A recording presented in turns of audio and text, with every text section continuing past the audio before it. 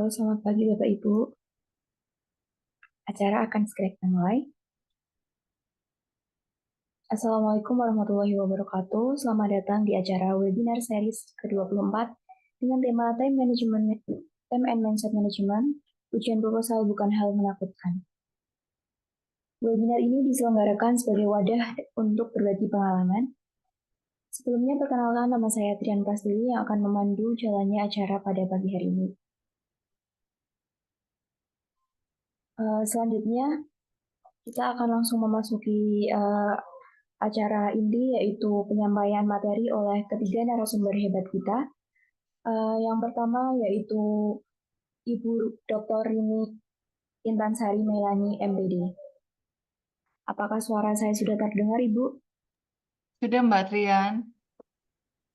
Baik, Ibu Dr. Rini ini telah memiliki kompetensi dan sertifikasi yang begitu banyak sekali. Di antaranya adalah digital marketing, mentor, digital kompetensi tes, dan masih banyak lainnya. Beliau juga pernah menjadi dosen di beberapa universitas di Indonesia maupun di luar. Tanpa berlama-lama lagi, langsung saja waktu dan tempat saya persilahkan untuk Ibu Rini. Baik, terima kasih Mbak Trian. Apakah suara saya jelas? Jelas Ibu, namun kurang sedikit keras.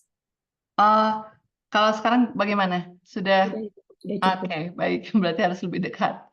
Baik, ini nampaknya pesertanya belum begitu banyak ya. Tapi kita mulai saja, Mbak.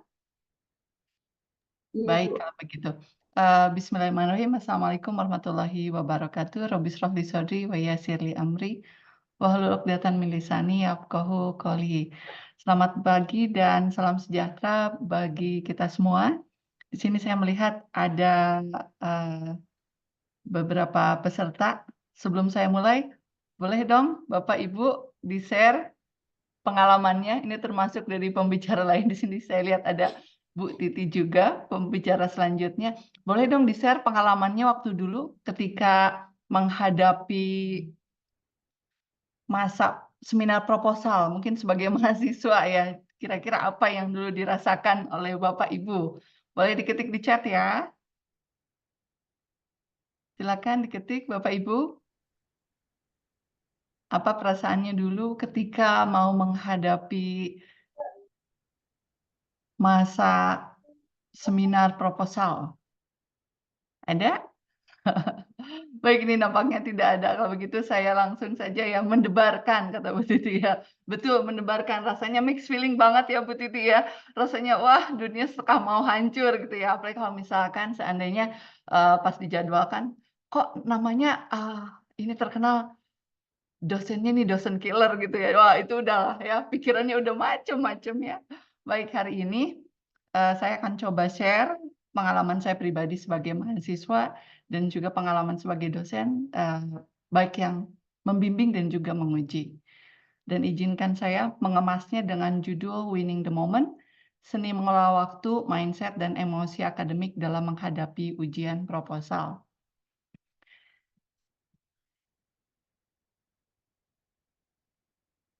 Baik, ketika kita berpikir tentang seminar proposal, saya yakin Bapak Ibu dengan pengalamannya banyak menemui bahwa mahasiswa kita termasuk diri kita itu seringkali deg-degan dengan beragam macam mixed feeling ketika kita mau proposal. Sebetulnya tentu bukan proposal saja ya, tapi yang lebih penting itu adalah ketika mau ujian sidang misalkan untuk skripsi, tesis ataupun juga disertasi. Bahkan untuk dosen-dosen kita juga seringkali dihadapkan pada presentasi untuk proposal penelitian kita ketika kita apply untuk dana misalkan untuk bantuan dana. Jika diklasifikasikan, tentu faktor-faktor yang menyebabkan terjadinya keresahan atau stres, depresi yang dialami ketika menghadapi ujian proposal itu ada yang berasal dari internal, diri kita sendiri dan juga dari eksternal.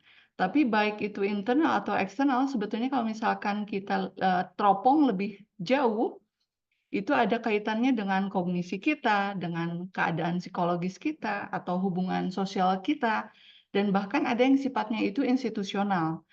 sehingga, secara langsung atau tidak langsung itu disebabkan oleh sistem yang ada di program studi masing-masing, di universitas masing-masing. Untuk internal faktor ini yang, paling banyak nih yang sering kali keluar dari, mulut mahasiswa saya setidaknya itu adalah overthinking gitu ya. "Waduh nanti gimana ya? Aduh kalau ditanya gini nggak bisa gimana ya?" Dan bagaimana. Jadi banyak sekali beban pikiran mereka gitu. Selanjutnya ada prokrastinasi ya, suka melambat-lambatkan gitu. Padahal sudah jelas apa yang perlu dilakukannya, tapi ya dinanti-nanti aja gitu.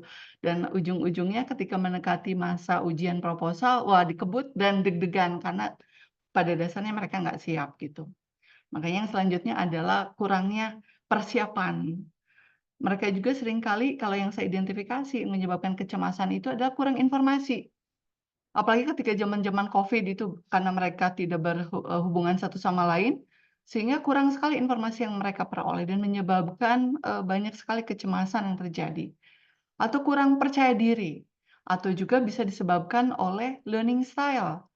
Ini khususnya kalau saya pribadi apa ya, melihat bahwa kalau yang biasanya di kelas itu misalkan maaf ya, nyontek-nyontek atau pinjam-pinjam tugas tuh dalam kesehariannya, itu waktu pas memasuki penyelesaian, proposal dan, research project mereka, itu nampak jelas keteterannya gitu ya, dengan beragam, perasaan cemasnya itu.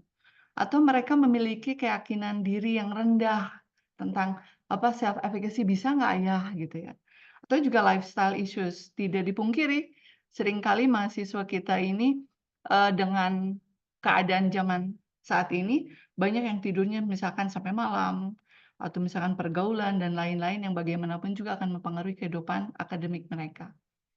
Selain itu juga fear of being judged. Seringkali mereka itu, aduh takut ya kalau misalkan nanti dibilangin aku tuh nggak bisa jawab. Oh, yang worst case-nya gimana kalau misalkan seandainya nanti malah disuruh seminar ulang ya? Nah itu seringkali juga ada ternyata dalam discourse mereka ketika mereka di masa, seminar proposal. Atau bisa jadi, bahkan mereka itu memiliki keyakinan yang salah, jadi false belief. Misalnya, eee, "Aduh kalau misalkan nanti saya nilainya jelek, nanti gimana ya omongan orang?" Gitu.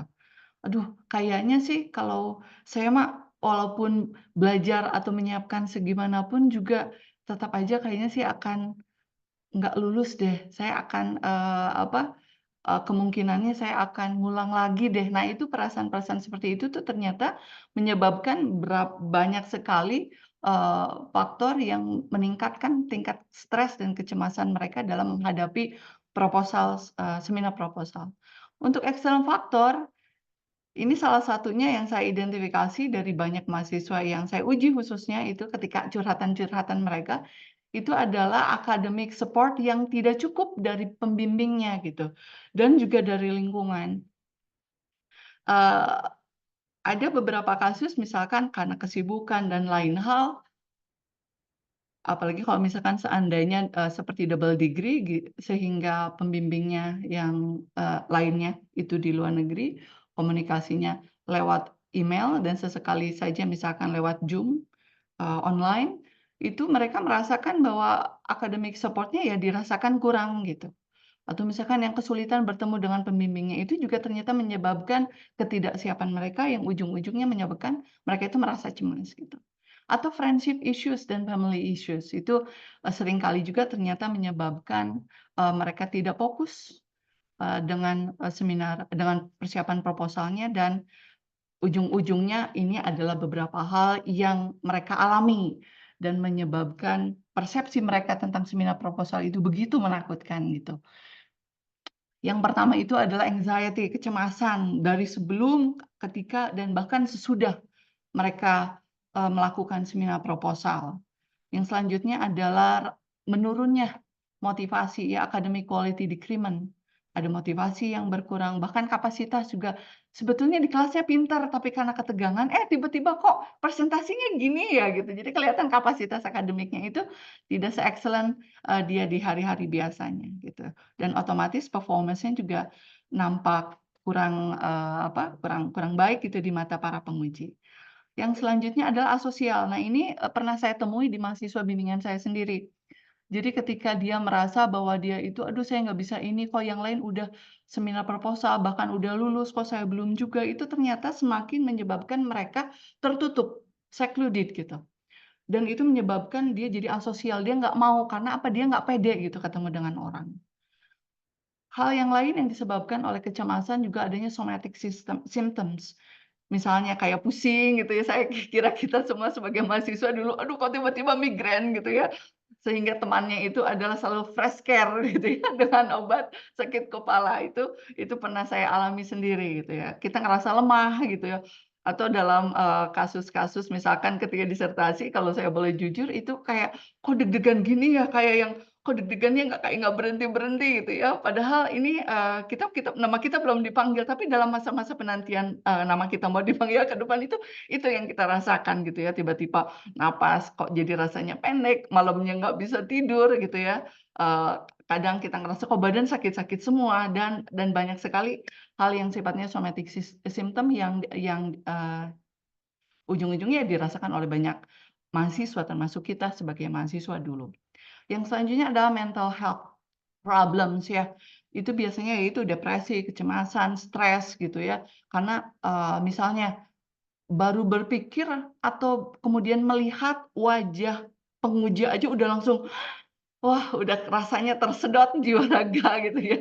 Nah, ini ada mental health problems dengan para mahasiswa. Ketika ditanya kok tiba-tiba nge-blank gitu, nggak bisa jawab gitu ya. Bahkan rasanya kemarin tuh udah hafal dan judul, bahkan sampai ke lampiran udah hafal, tapi pas ditanya kok nge-blank dan nggak bisa nge-recall lagi gitu ya. Itu adalah hal lain yang, seringkali dialami oleh mahasiswa.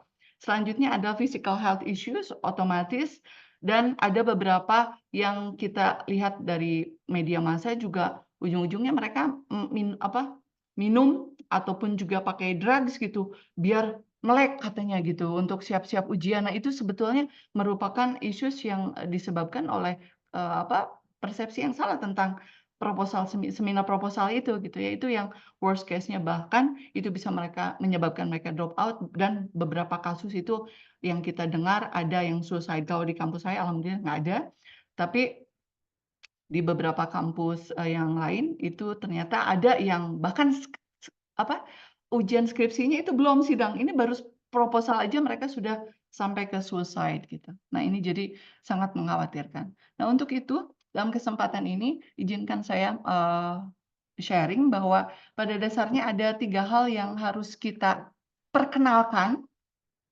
kemudian juga kita latihkan gitu. Bagi mahasiswa from the very beginning, dari sejak mereka masuk ke kampus ini sebaiknya mereka diperkenalkan dengan, 3 jenis manajemen ini. Yang pertama time management, selanjutnya adalah mind management, yang 3 adalah emotional management. Saya kira ini wajib dari ketika mereka hari pertama masuk ke kampus, mulai pengenalan kampus, coba dikenalkan dengan 3 hal ini. Karena ternyata 3 hal ini sangat berpengaruh terhadap, apa ya, keberhasilan dan keberlangsungan mereka selama mereka kuliah. Kuliah itu harus menyenangkan, nggak boleh jadi, membuat stres anak gitu. Rasanya betul-betul, menjadi pengalaman yang horor gitu jadinya gitu kan. Bahkan, ketika ditanya, "Kamu mau nggak S2?" "Ah, nggak mau ah," katanya, "S1 aja udah kayak gini, gimana nanti kalau S2 apalagi S3." Ada pembicaraan-pembicaraan seperti itu gitu di beberapa kampus. Nah, ini seharusnya tidak boleh terjadi karena bagaimanapun juga kampus itu adalah tempat belajar dan mendidik jiwa raga gitu. Kognisinya harus berkembang, psikologisnya harus berkembang, sosialnya harus berkembang, semuanya harus berkembang. Sehingga ini, harus diperkenalkan dan dibuat program-program pelatihan, pada mahasiswa. Sekarang kita lihat apa sih yang disebut dengan time management. Saya yakin Bapak Ibu khususnya dosen itu sudah mengetahui dengan time management atau setidaknya kita, sering mendengar ya kata tentang time management itu. Salah satu tokohnya misalkan yang saya cita di sini adalah Alan Lakein, yang lebih menekankan bahwa pada dasarnya ya manajemen itu emang manage time, artinya planning planning dan juga mengontrol. Ada juga yang, lainnya misalnya lebih menekankan pada proses planning-nya, juga pada latihan, menganggapnya sebagai behavior, perilaku, sebagai skills, tools, ya, keterampilan, alat, juga praktek, dan juga bahkan teknik. Tapi kalau misalkan mau apa ya, disintesiskan pada dasarnya siapapun ahli yang berbicara tentang time management ini pada dasarnya menekankan bahwa time management ini penting dan ini merupakan skill sets gitu. Sebagai satu set keterampilan dan juga strategi yang di dalamnya itu mengandung mulai dari perencanaan, bagaimana kita merencanakan waktu, kegiatan kita dengan waktu tertentu, bagaimana kita membuat prioritas, dan bagaimana kita berlatih untuk mengontrol bagaimana sih waktu tersebut kita alokasikan untuk beragam jenis task dan agar tujuannya adalah biar kita lebih produktif, efektif, efisien, dan tentunya bebas dari stres gitu. Pada intinya adalah itu. Lalu kenapa sih kok penting banget kita bicara tentang time management? Rasanya dibiarkan juga ya, proposal mah ya beres juga gitu ya, tanpa harus di-manage. Pada dasarnya bukan itu intinya, karena bagaimanapun juga kalau kita tidak menyadari bahwa time itu adalah the scarce resource, sumber daya yang paling jarang karena nggak dijual di toko. Jadi nggak kayak di film-film, kan ada tuh film saya lupa judulnya, tapi, alatnya disimpan di tangan gitu. Minta waktu gitu kan berapa menit biar hidup gitu. Nah terus jadi saling tukar waktu. Kenyataannya kan waktu itu tidak dijual gitu. Dan kalau misalnya kita nggak bisa nge-manage, tidak ada yang apapun yang lainnya yang bisa kita atur gitu, nggak akan ada hal apapun yang bisa kita manage kalau kita nggak bisa ngatur waktu ya. Time management itu about life management gitu. Kalau dalam, bagi yang muslim, itu kan ada misalkan sehari itu ya kita manage sudah diatur sholat 5 waktu ya, itu kan time management juga gitu ya. Di agama yang lain pun sama, ada misalkan bahwa nanti kita kebaktian hari Minggu jam sekian, itu juga time management juga gitu ya. Dan kalau misalkan seandainya kita tidak bisa me-manage, inilah yang akan terjadi stres dan lain-lain yang biasanya dikeluhkan oleh para mahasiswa. Lalu apa yang dong yang harus dilakukan? Ini adalah seninya yang saya coba sajikan. Yang pertama adalah set preparation timeline. Jadi kita ngeset dulu, oke, saya mau seminar proposal bulan apa. Kalau di tempat saya kebetulan tiap bulan kami mengadakan seminar proposal. Jadi mereka tahu, cari tanggalnya. Oh, tanggal sekian, katakanlah misalkan, oh tanggal 20 nih, 20 Mei misalkan, ujian selanjutnya. Selanjutnya kita harus sadari, oke ini adalah bagian dari academic life saya. Saya sudah di fase ini, saya wajib melakukan yang terbaik. Kemudian sesudah kita set, kita tahu kapan pakai backward planning. Backward planning kita tulis nih tanggal 20 Mei, kemudian identifikasi apa saja yang perlu dipersiapkan. Kemudian kita divide task-nya. Oke, ini adalah untuk menyelesaikan proposal writing, saya harus beres tanggal ini saya tanggal sekian harus selesai menyelesaikan slide presentasinya, dan tanggal sekian saya harus melakukan defense rehearsal. Kapan nih prakteknya? Pokoknya away tentunya sebelum tanggal 20 tersebut. Kemudian assign deadlines. Oke, untuk proposal writing tanggal berapa, slide presentasi tanggal berapa, latihan untuk, presentasinya tanggal berapa. Kita setting seperti itu. Dalam keseharian pun, dalam prakteknya coba deh dicobain kita pakai Pomodoro teknik. Saya kira ini salah satu teknik yang saya juga sedang belajar menerapkannya dan terus coba menerapkannya. Kita 25 menit fokus, sesudah itu 5 menit stay away dari semua barang elektronik. Jadi jangan sampai dari laptop, tapi 5 menitnya misalkan kita malah buka keranjang kuning. Nah itu salah ya, karena biasanya keranjang kuning malah lebih lama daripada laptop kita. Jadi 25 menit, tapi 5 menitnya yuk kita berdiri, gerak, pokoknya yang penting gerak. Kalau bisa cari yang hijau-hijau, naik turun tangga misalkan, yang jelas biarkan aliran darah kita itu bergerak dan itu biasanya membuat lebih fresh badan kita. Sesudah itu kembali lagi. Yang selanjutnya adalah kita bisa menggunakan Eisenhower Matrix dengan mencoba lebih fokus pada apa yang penting dan yang urgent gitu, biar nggak panik di waktu-waktu akhir. Dan yang tidak kalah pentingnya, saya kira ini banyak yang sudah tahu, tapi banyak juga secara umum itu tidak menggunakannya, yaitu kita pakai bantuan aplikasi untuk pengingat, khususnya yang sering menunda-nunda, bisa pakai Trello, Notion, ataupun juga pakai Google Calendar. Yang paling penting adalah apapun yang terjadi dalam proses penyelesaian proposal adalah keep moving aja, jangan mundur, lanjutkan pokoknya manjada-wajada, lanjutkan terus ya. Yang kedua adalah mind management nih yang, juga harus diperkenalkan dan dilatihkan. Mind management itu, pada dasarnya sangat kaitannya dengan mindset ya, ini yang paling sering ada di kalangan mahasiswa, "Oh mindset kita yang harus di-change," katanya, yang harus dirubah mindset-nya, dan juga berkaitan dengan cognitive management. Tapi secara umum, lagi-lagi, inti dari mind management itu adalah kemampuan kita secara sadar. Jadi kita harus secara sadar, kita meregulasi, mengatur pikiran kita, perhatian, dan kognitif proses kita yang tujuannya adalah untuk bisa menyelesaikan setiap masalah yang ada di depan kita.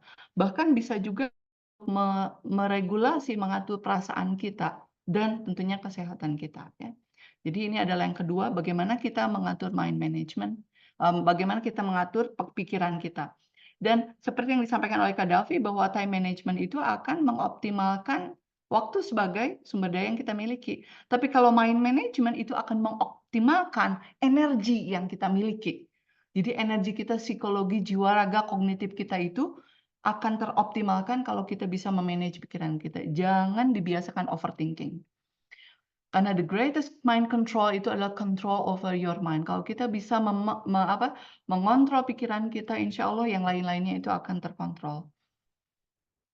Seperti yang juga disampaikan oleh Jagi Asih bahwa an organized, trained, and focused mind itu memiliki kontrol yang perfect terhadap pikiran dan emosi kita. Jadi memang sangat-sangat penting sekali kita berlatih bersama mahasiswa untuk memanage pikiran kita. Ini ada beberapa caranya.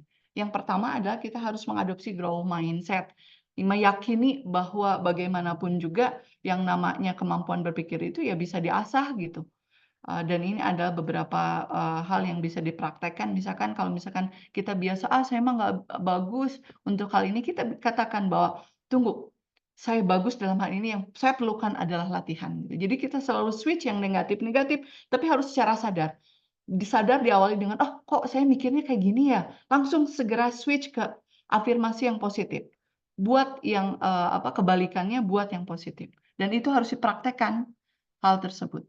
Yang selanjutnya adalah, kita harus nah ini diperlukan oleh lembaga juga. Jadi ada subkultur di setiap prodi yang kadang, eee, membuat seolah-olah seminar proposal itu adalah hari pembantaian gitu ya.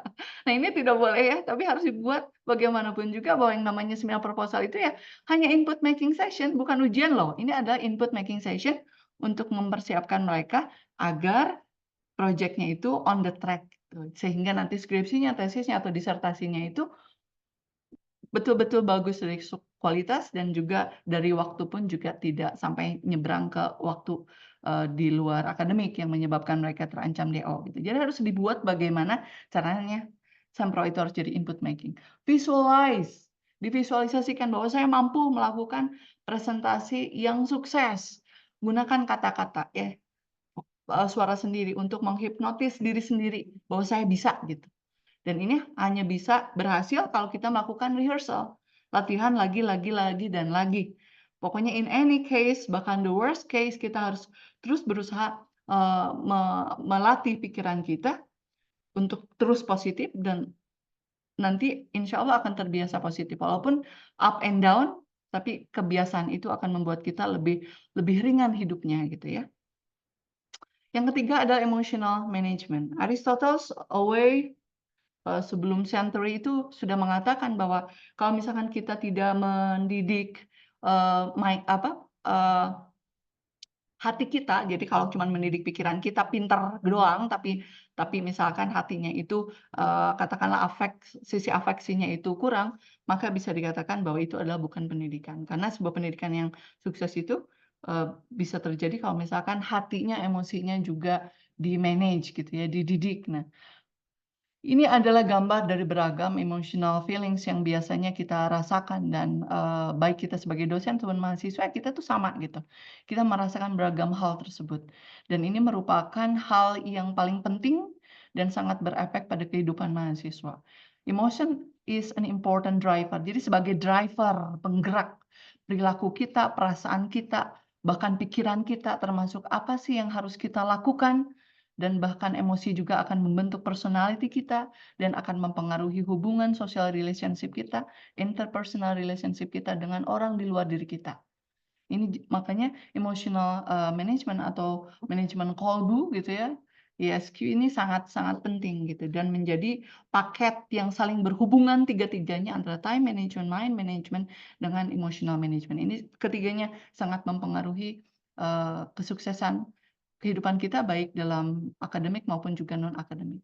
Apa yang harus dilakukan? Yang pertama adalah ya kita harus ada self awareness. Kita harus mampu lagi-lagi mengidentifikasi perasaan kita. Ini wajib. Kan seringkali yang tidak menjadi ketika anak itu stres, ya udah stres aja gitu, dia tenggelam. Dia tidak berusaha mengidentifikasi apa sih sebetulnya yang membuat kamu stres gitu. Ternyata ketika dibicarakan, hal-halnya itu sebetulnya tidak seharusnya membuat dia stres dan pas dibicarakan, diidentifikasi dan dibicarakan ternyata stresnya hilang gitu. Artinya memang kemampuan mengidentifikasi feeling, stres itu sangat penting. Selanjutnya ada use relaxation technique. Ini bisa, ada yang misalkan dengan minum air putih, atau dengan menggerak-gerakkan jari kaki dan jari tangan, karena misalkan presentasinya sambil berdiri, atau misalkan dengan taking deep breath gitu ya, dengan 5, 4, 3, 2, 1, atau dengan memikirkan hal-hal yang membahagiakan, ini juga bisa dilakukan. Yang selanjutnya dan tidak kalah pentingnya adalah harus ada supporting system dari peer. Kalau kita merujuk ke teorinya Vygotsky misalnya, bagaimana penting sekali peer itu. Ya, more knowledgeable person in the group itu sangat penting. Baik dari temannya, kakak kelas yang sudah lulus misalkan, ataupun juga kita sebagai pembimbing akademik. Itu sangat penting. Yuk biarkan mereka bekerja kelompok, saling sharing, apa yang perlu dilakukan, apa yang harus dilakukan before, during, and after, itu let them be in the group. Makanya, saya pribadi kalau bimbingan saya selalu, yuk semuanya harus kumpul, saling sharing, mau yang masih fase membuat, proposal, sudah melakukan, seminar proposalnya, artinya sudah ujian proposal, dalam fase menyelesaikan skripsi dan juga yang sudah selesai skripsinya tapi misalkan nanti hari untuk graduations gitu ya, untuk wisuda itu saya selalu kumpulkan tujuannya adalah untuk saling comforting one another. Karena seringkali dengan usia mereka, mereka lebih mendengarkan suara dari temannya dibandingkan kita yang jauh lebih tua gitu. Jadi kehadiran peer ini sangat penting sehingga join supportive peer group itu sangat penting. Yang selanjutnya adalah latihan. Kalau ada pembimbingnya di situ bagus, tapi kalau nggak ada minimalnya dari teman-teman, "Yuk kamu yuk giliran yuk, siapa ini yang presentasi? Ada mock proposal defense dulu deh," gitu.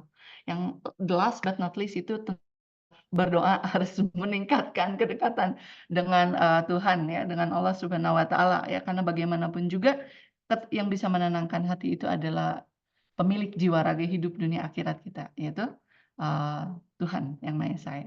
Dan yang terakhir saya akan tutup presentasi saya, sharing session saya dengan mengatakan, well basically time, mind, and emotional management itu bukan hanya sekedar keterampilan akademik, tapi itu merupakan life skill.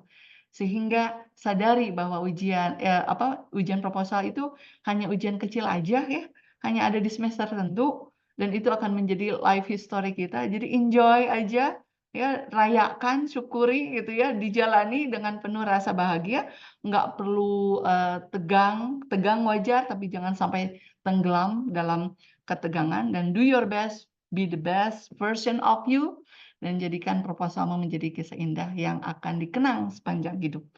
Saya kira demikian sharing session dari saya. Terima kasih, dan saya kembalikan kepada Mbak Trian. Assalamualaikum warahmatullahi wabarakatuh. Waalaikumsalam warahmatullahi wabarakatuh. Terima kasih Ibu. Kita baru saja mendengarkan pemaparan materi oleh Bu Rini dengan tema dengan judul Winning the Moment, Seni Mengelola Waktu, Mindset, dan Emosi Akademik dalam Menghadapi Ujian Proposal. Nah, dapat disimpulkan bahwa kecemasan dan overthinking yang berlebihan itu merupakan masalah yang banyak dihadapi oleh mahasiswa. Sehingga ada 3 hal yang harus kita perkenalkan ke mahasiswa, di antaranya time, emosional, dan mind management. Bahwa manajemen itu penting untuk perencanaan dan langkah kita selanjutnya, agar langkah kedepannya bisa optimal dan selalu memiliki kontrol. Oke, teman-teman dan Bapak Ibu sekalian, apabila ada yang punya pertanyaan, bisa disimpan terlebih dahulu untuk ditanyakan nanti pada sesi diskusi. Untuk selanjutnya, yaitu langsung saja ke pembicara kedua kita, yaitu beliau Ibu Dr. Titi Hendrawati SPD MPD. Apakah sudah tergabung, Ibu? Ya, sudah Mbak. Ya baik, saya bacakan sekilas tentang Ibu Titi. Ibu Titi ini merupakan seorang tenaga pendidik dari 2012 sampai sekarang dan beliau merupakan seorang dosen di STAI Haji Agus Salim Cikarang Bekasi. Beliau juga merupakan lulusan 3 terbaik di kelas angkatan Prodi Pasca Sarjana Uninus Bandung. Begitu untuk selanjutnya, waktu dan tempat saya persilakan Ibu. Iya, terima kasih Mbak Trian. Suara saya terdengar ya, Mbak? Terdengar Ibu. Oke. Bismillahirrahmanirrahim. Assalamualaikum warahmatullahi wabarakatuh.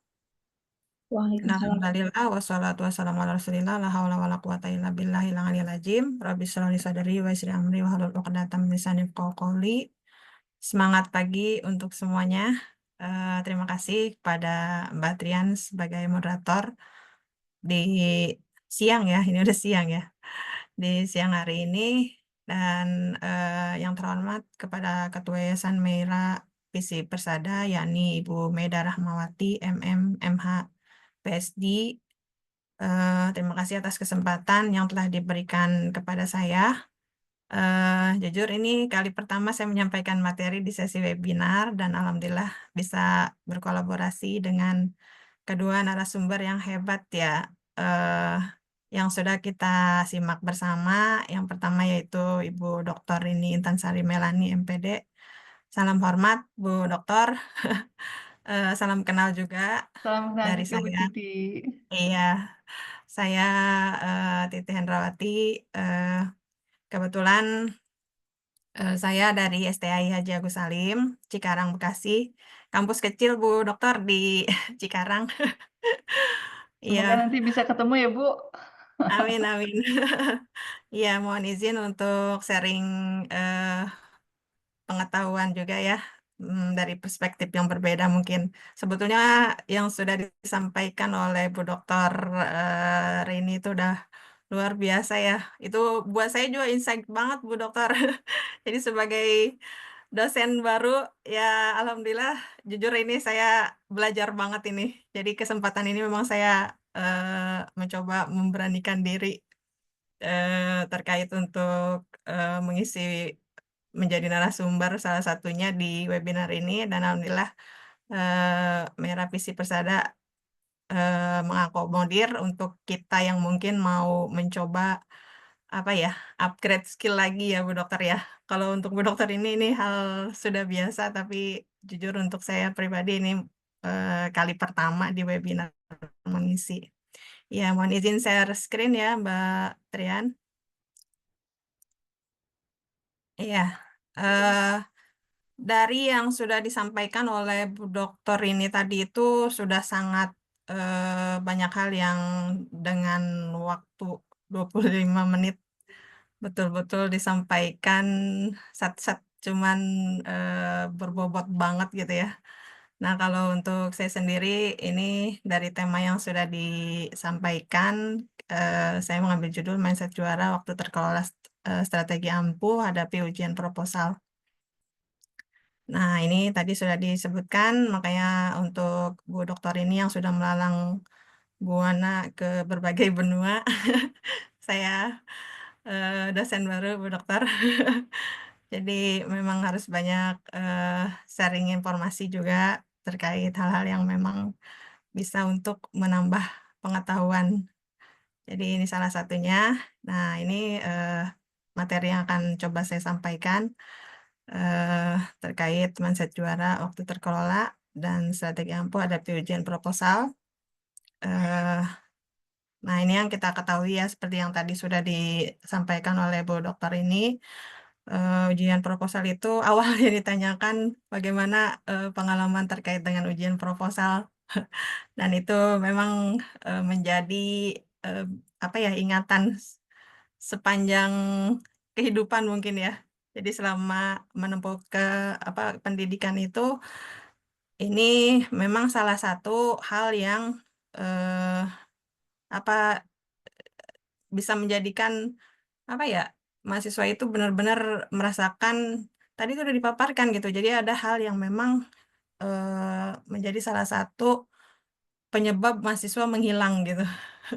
Nah, ini karena ketidaksiapan tadi itu, jadi faktor internal, eksternal yang sudah dipaparkan itu memang betul adanya, dan secara pengalaman saya pribadi pun, ini kayaknya saya lebih sharing ke pengalaman pribadi nih Bu Dokter.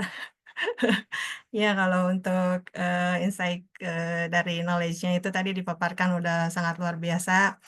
Dan ini ya mau nggak mau kan istilahnya, kalau kewajiban kita sebagai mahasiswa itu ya salah satunya harus melewati ujian proposal ini. Jadi sebagai tahap awal untuk kita menyelesaikan tugas akhir, apakah itu di S1, S2, ataupun S3 gitu. Nah, jadi sebetulnya kalau kita bicara untuk S1, S2, S3 itu sama aja ya Bu Dokter ya, mendebarkan juga.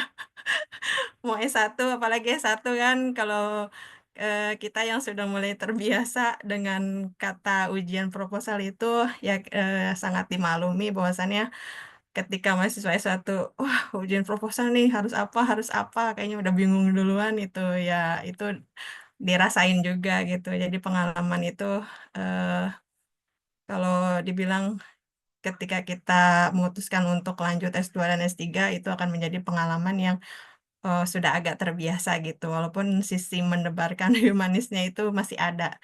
Jadi kalau dibilang masih normal ya Bu Dokter. Jadi kalau ketika untuk menghadapi hal-hal ujian itu kita masih berdebar, itu masih berarti masih normal kita kondisi psikologisnya gitu. Tidak bermaksud untuk apa itu istilahnya menyepelekan gitu ya, tidak maksud untuk menyepelekan, tapi itu salah satu hal yang memang ya bagaimana cara kita untuk agar kita bisa tidak merasakan, apalagi sampai menjadi mahasiswa yang menghilang gara-gara mau ujian proposal itu, ya perlu kita atasi memang sejak dini. Nah, ini teoritis banget yang saya sajikan. Kemudian bentar. Ini yang seperti kita ketahui ya. Jadi kalau tadi Bu Dokter ini membahas terkait dengan faktor internal dan eksternalnya, mungkin kalau ini sebenarnya teoritis banget nih Bu Dokter ya. Jadi tapi sedikit saya sampaikan juga bahwasannya untuk yang memang belum menghadapi ujian proposal itu, ya ini yang komponen terpenting yang akan diujikan dalam ujian proposal gitu. Jadi salah satunya terkait dengan latar belakang masalah, kemudian latar belakang masalah itu kan bagian yang menjelaskan alasan dan urgensi penelitian serta konteks permasalahan yang akan dipecahkan. Kemudian kita lanjutkan, bahwasannya ada bagian kedua, bagian terpenting dari proposal skripsi juga, yaitu terkait dengan rumusan masalah ya. Jadi pertanyaan utama yang menjadi fokus penelitian, kemudian tujuan penelitian, menjelaskan apa yang ingin dicapai dari penelitian tersebut, kemudian tinjauan pustaka, metodologi penelitian, jadwal penelitian, dan daftar pustaka. Itu bagian komponen terpenting dalam proposal skripsi. Nah, ini unsur-unsur terkait ujian proposal tadi sudah dipaparkan dengan jelas oleh Bu Dokter juga, bahwasannya kesiapan mental dan strategi ini diperlukan untuk membangun mindset percaya diri, kesiapan menghadapi pertanyaan penguji, dan sikap profesional. Kemudian penguasaan materi proposal, serta jadi ketika menghadapi ujian proposal itu, bahwasannya mahasiswa harus memahami setiap detail proposal yang diajukan untuk dapat menjawab pertanyaan atau kritik yang disampaikan. Kemudian yang ketiga, yaitu presentasi yang jelas dan sistematis. Nah, itu tadi dari yang sudah disiapkan itu, jadi presentasi penyampaian isi proposal itu dibuat dengan runtut, ringkas, dan menarik. Kemudian evaluasi dan masukan dari penguji, sesi mendengarkan dan mencatat saran atau kritik untuk penyempurnaan penelitian. terakhir kemampuan adaptasi, yaitu mahasiswa harus siap melakukan revisi atau penyesuaian proposal sesuai masukan penguji. Ini unsur-unsur yang terkait dengan ujian proposal. Jadi terkait dengan ujian proposal pun ternyata sudah banyak referensi artikel yang membahas tentang itu, dan saya ambil ada beberapa yang memang ternyata sudah diteliti ya. Jadi faktor eksternal dan internal tadi yang disampaikan oleh Bu Dokter ini pun banyak yang sudah mengangkat dijadikan artikel jurnalnya. Itu. Kemudian kita lanjut ke pada, nah ini tips dan trik saat kerangka berpikir sukses untuk ujian proposal.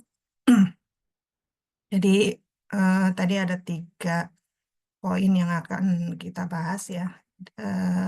Lebih lebih tepatnya mungkin agak dispesifikan gitu. Walaupun tadi secara general sudah disampaikan oleh Bu Dokter ini, dan saya mungkin agak sedikit membahas dari perspektif yang berbeda. Nah, ini salah satunya mental pemenang, membangun kepercayaan diri sejak awal tadi itu. Jadi berarti mengembangkan pola pikir yang berorientasi pada kesuksesan dengan menumbuhkan keyakinan pada diri sendiri sejak awal. Jadi lebih ke pengenalan kekuatan dan kelemahan diri. Fokus pada pencapaian masa lalu, penetapan tujuan yang realistis, dan pemberian penghargaan pada diri sendiri atas kemajuan yang telah dicapai. Dengan kata lain, ini adalah proses membangun fondasi kepercayaan diri yang kuat sejak dini untuk mencapai tujuan dan mengatasi tantangan dengan mentalitas seorang pemenang. Nah, apa sih yang harus dilakukan?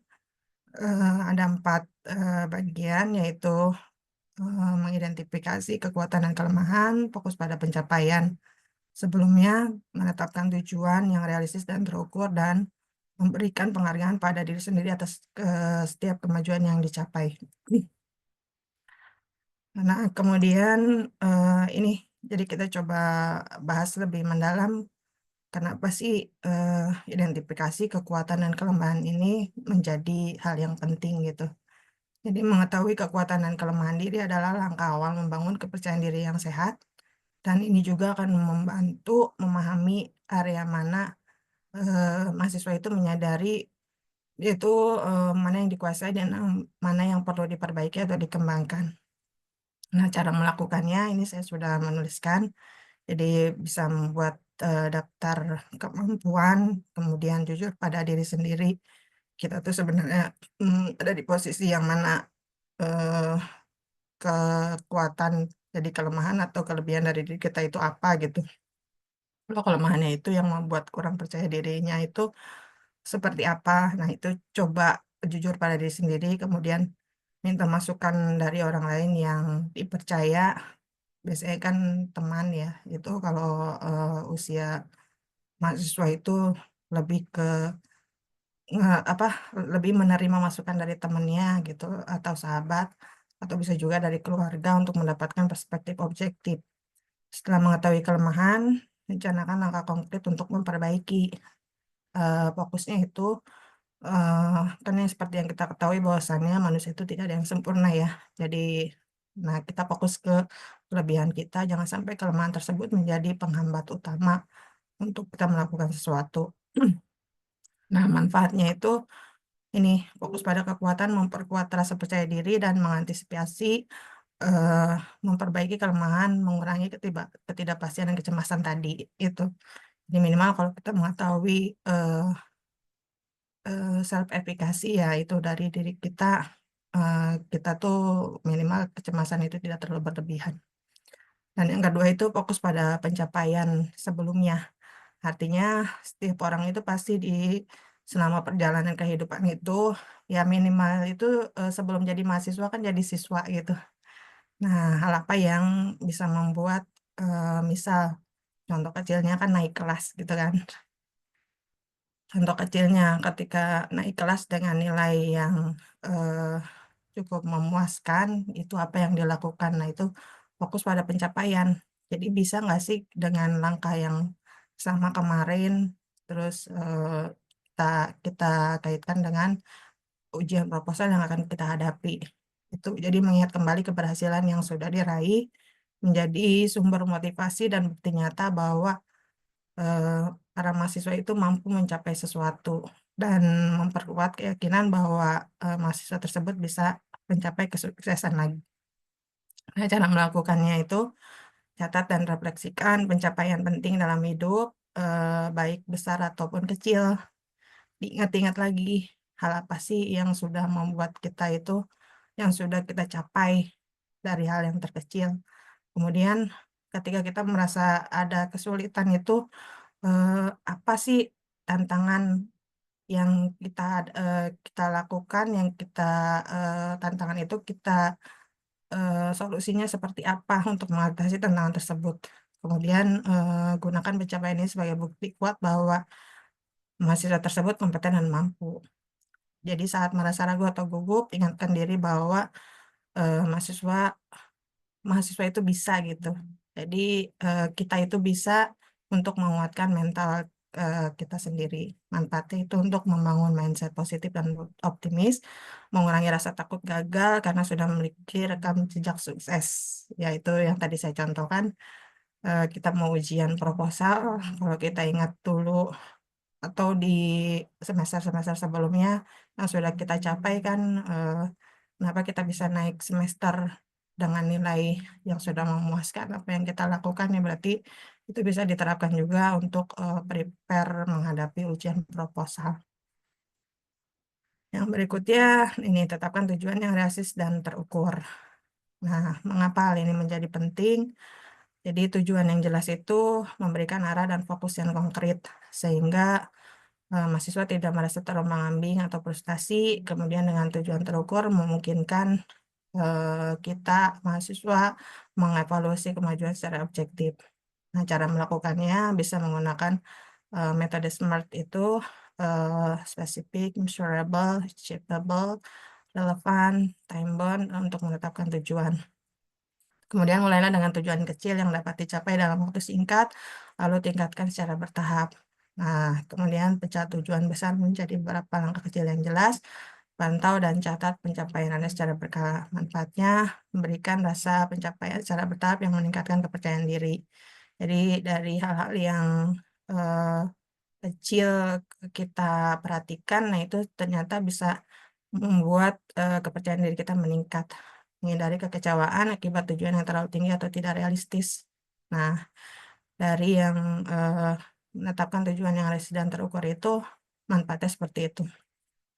Kemudian kita masuk ke berikan penghargaan pada diri sendiri atas setiap kemajuan yang dicapai. Mengapa hal ini menjadi penting?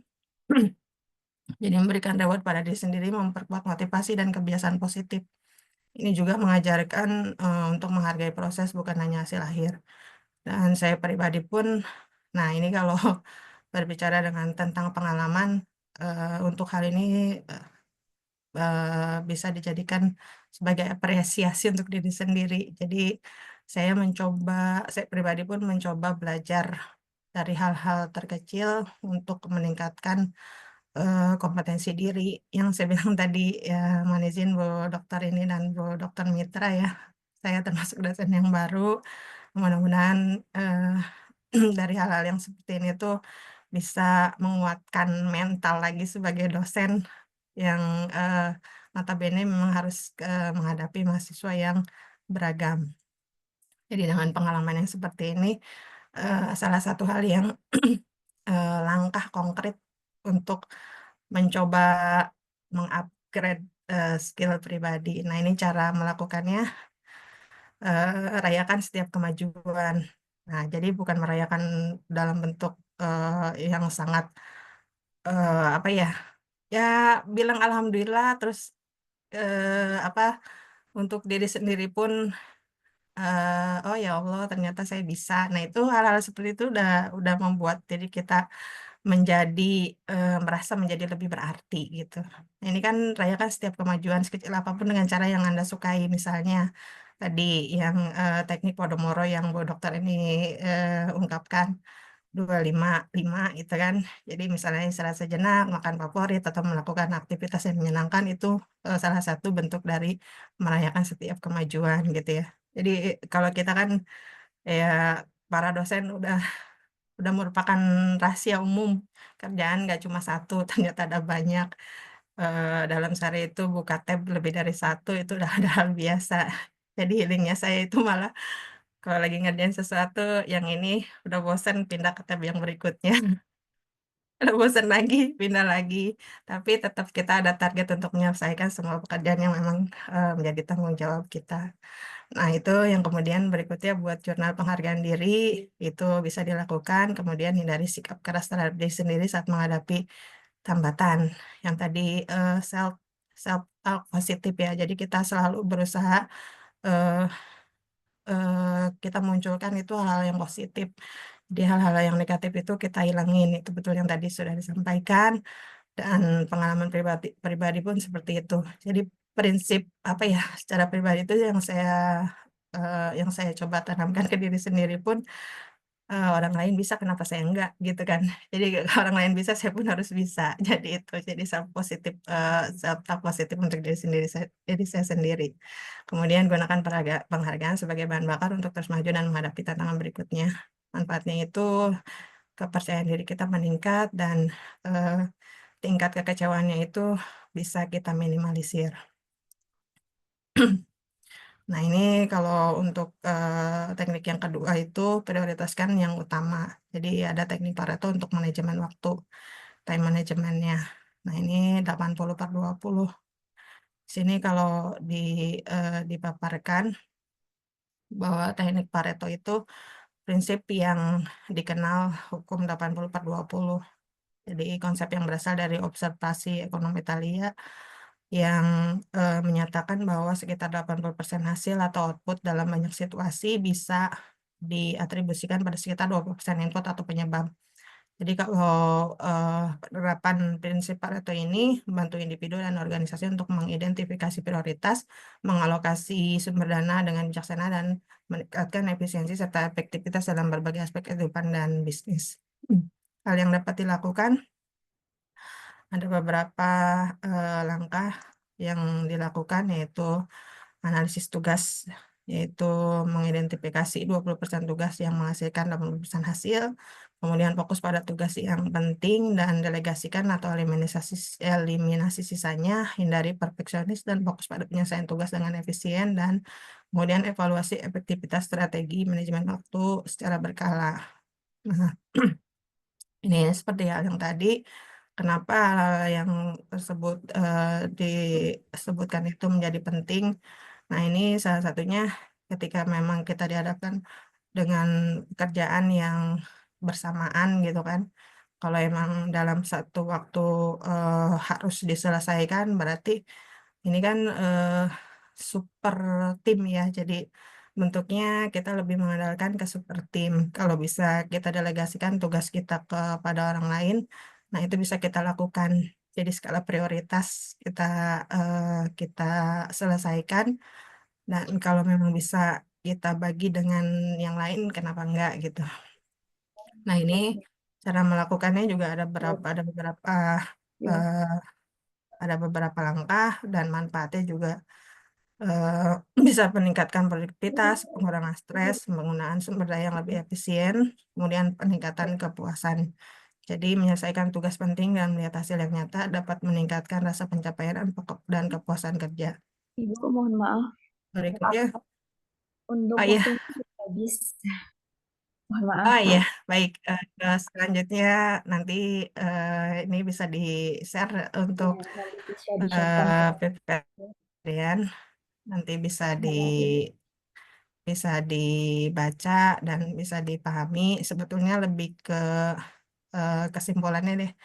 Saya tutup dengan kesimpulan closing dari semua yang dipaparkan, bahwasannya dengan menerapkan mindset juara dan mengelola waktu secara efektif, bahwasannya mahasiswa mempersiapkan fondasi yang kuat untuk menghadapi ujian proposal dengan percaya diri gitu. Jadi ingatlah, setiap tantangan adalah peluang untuk tumbuh dan setiap kegagalan adalah batu loncatan menuju keberhasilan. Jangan pernah meremehkan kekuatan dan tekad kerja keras, karena dengan keyakinan yang kuat dan usaha yang konsisten, tidak ada yang tidak mungkin untuk dicapai. Jadi manjada wajada tadi ya, Bu Dokter, ini itu kita terapkan. Dan terima kasih. Selanjutnya waktu dan layar saya serahkan kembali kepada Mbak Trian.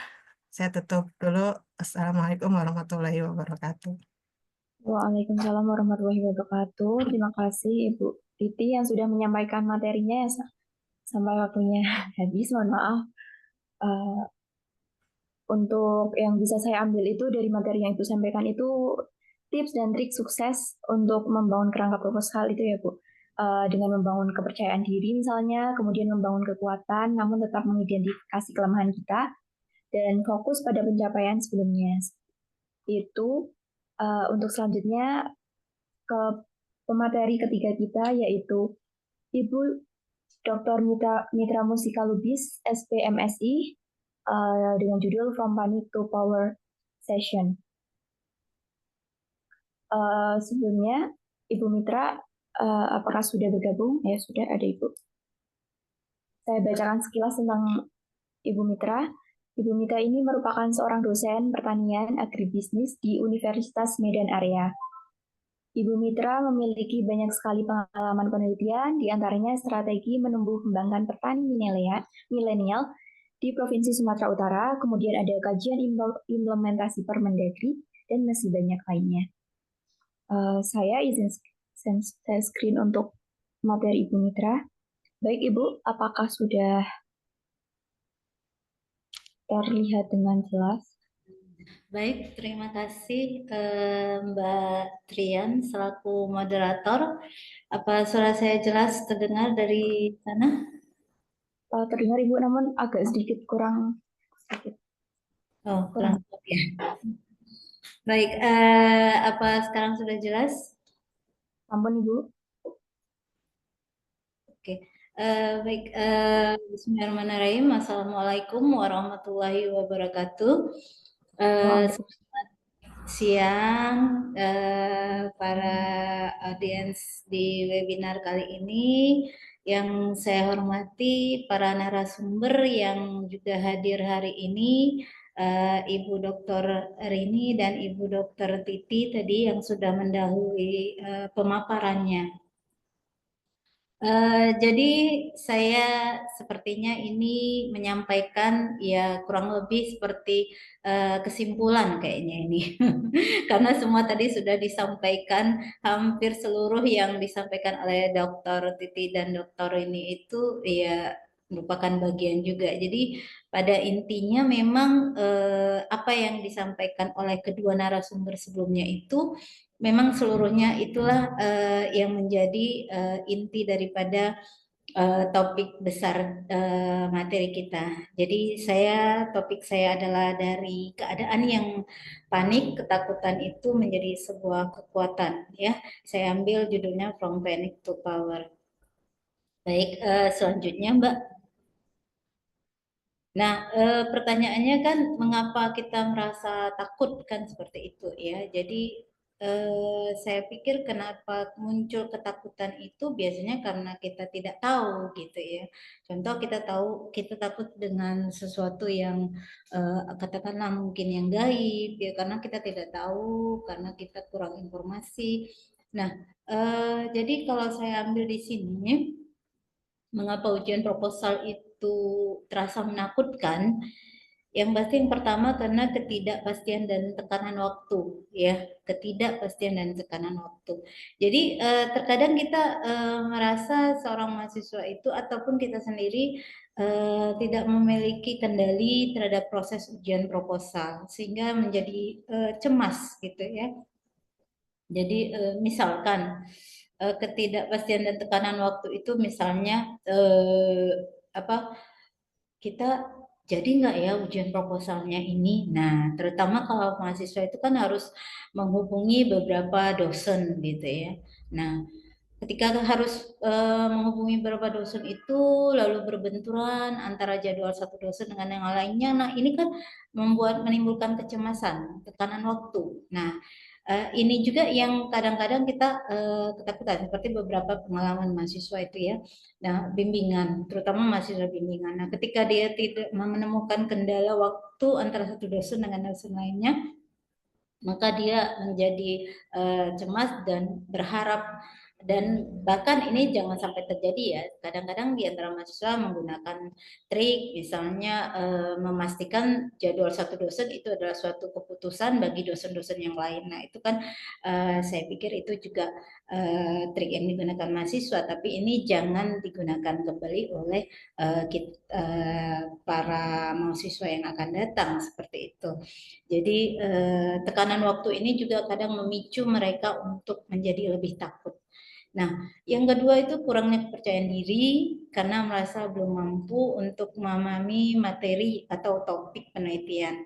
Jadi kita melihat bahwa para mahasiswa itu kadang-kadang, tapi saya ini pengalaman saya ya, kalau di kampus, jadi mahasiswa sekarang itu sepertinya cukup percaya diri gitu, ya.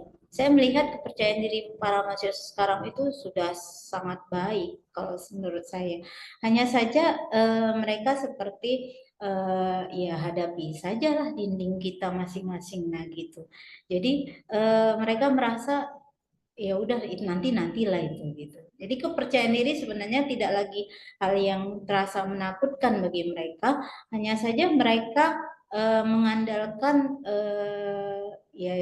mengandalkan situasi. Nah, itu mungkin jauh lebih seperti itu.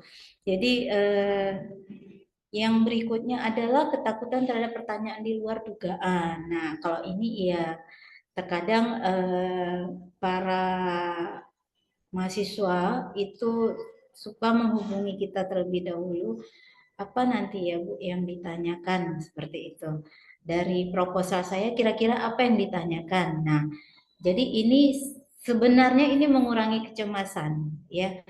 Mengurangi kecemasan karena terkadang saya juga membantu. Nah, biasanya Bapak ini, nah gitu.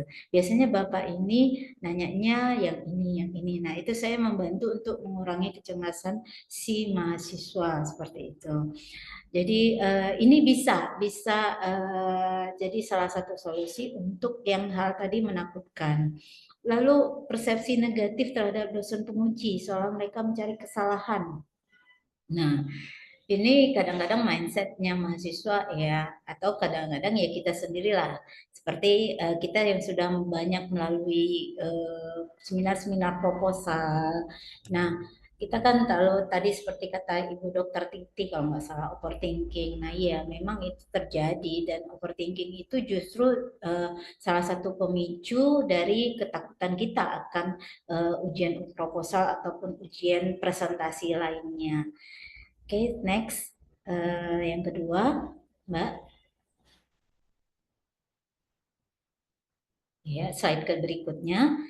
Jadi slide berikutnya itu akar rasa takut dalam ujian proposal. Jadi kalau tadi ujian proposal itu menakutkan, sekarang kenapa harus takut? Nah, itu pertanyaannya. Kenapa harus takut? Jadi akar rasa takut itu karena kurangnya persiapan menjadi pemicu utama. Jadi kurangnya persiapan. Jadi memang prepare itu nomor satu ya, seperti tadi ya. Jadi kalaulah kita di sini kurang mempersiapkan diri, maka kita jadi panik. Contoh, gak usah jauh-jauh, tadi aja saya, aduh kenapa ini laptopnya lagi, gimana ini PowerPoint-nya. Nah itu kan jadinya panik gitu. Nah sama halnya seperti mahasiswa juga kadang-kadang gitu, mana bisa-bisanya itu nanti dosennya lebih dulu siap daripada mahasiswanya yang mau presentasi. Nah ini kadang sering terjadi ini seperti ini. Jadi lebih bagus mahasiswa, kalau di tempat saya tuh biasa saya sampaikan lebih dulu lah kalian datang daripada dosennya prepare. Nah, ada satu cerita lucu, mungkin ini sharing-sharing lagi ya. Jadi kadang-kadang mahasiswa itu seolah-olah membuat trik nggak prepare, justru malah membuat trik nggak prepare. Contoh, misalnya ketika kita bilang, coba tayangkan bahannya. Bu, bahannya di laptop yang satu lagi, Bu. Ini laptop teman, Bu. Nah, atau Bu, ininya susah Bu, di apa, diakses, nah seperti itu. Atau kemarin hilang Bu, nah seperti itu. Jadi untuk nomor satu kurang persiapan terkadang menjadi trik juga, jadi tidak bersiap diri, sehingga ya mereka justru menghilangkan rasa takut itu adalah abaikan aja, sehingga yang penting maju dulu, nah gitu. Nah, jadi ada perbedaan sih ya, mahasiswa sekarang dengan kalau kita sebagai mahasiswa yang dulu ya. Ini saya sharing-sharing dari pengalaman saya. Jadi mereka nggak perlu juga merasa udah nggak terlalu prepare, karena mereka lebih memandang dosennya nanti akan menerima keadaan apa yang kita berikan kepada dosen kita. Nah, kayak gitu. Lalu yang kedua, perfeksionis berlebihan. Jadi kalau tadi merasa kalau prepare itu menjadi pemicu, maka yang sekarang adalah adanya mahasiswa yang terlalu perfeksionis sehingga dia takut salah. Nah, gitu, takut salah dan jadi nggak realistis. Sehingga mudah stres. Nah, jadi aduh gimana ya Bu? Aduh nanti gimana kalau salah ya Bu? Nah, seperti itu. Kalau udah seperti itu, nah kita jadinya kan kasihan juga menghadapi mahasiswa seperti ini. Atau bahkan saya sendiri juga yang mengalaminya ketika ujian. Nah, kita kan kalau udah level yang mungkin Bu Dokter Titi, Bu Dokter ini juga sudah melewati masa-masa itu ya. Apalagi waktu ujian-ujian kita disertasi. Nah, itu kan kita merasa karena kita sebagai seorang dosen yang merasa yang biasanya kita di depan, tiba-tiba kita harus mempertanggungjawabkan kredibilitas kita. Nah, kita rasanya perfeksionis gitu.